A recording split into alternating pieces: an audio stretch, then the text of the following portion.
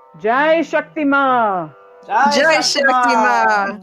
Oh, Sreedevi, that was beautiful. What an amazing conversation. For those of you listening tonight, a sampling of Sreedevi's deity mantra audio teachings and yoga nidra, and also information about Sanskrit too, are on her website at shakti-institute.com. You can also find videos of her recent yoga nidra meditations for planetary healing during the coronavirus on her Facebook page, Sreedevi.Bringi. Thank you again so much for being with us this evening. What a beautiful, beautiful hour with you. What an amazing conversation. Sreedevi Thank you Bringi all. Thank you all. Yes, brought namaste. such authentic and sincere discussion to our table. I can only imagine how the listeners must feel. Can you sense the change that's happening? The shift in spirituality, religion, and society? Has today's program inspired you to be just a little more aware about where you intend to bring your practice? And if in fact you're looking for a new church or an alternate teaching, perhaps today's show has illustrated the powerfulness and the symbology of the current movement of people looking for a sacred space where they belong. It's helpful to remember spirituality is a journey, and that journey is a little bit different for each of us. So let's not judge the journey of others. Instead, we can hold the highest intention of understanding, empathy, and unity, no matter the labels we apply. Thank you for joining us for the Church of Love. Remember, you are love, and you are loved. Be well, everyone.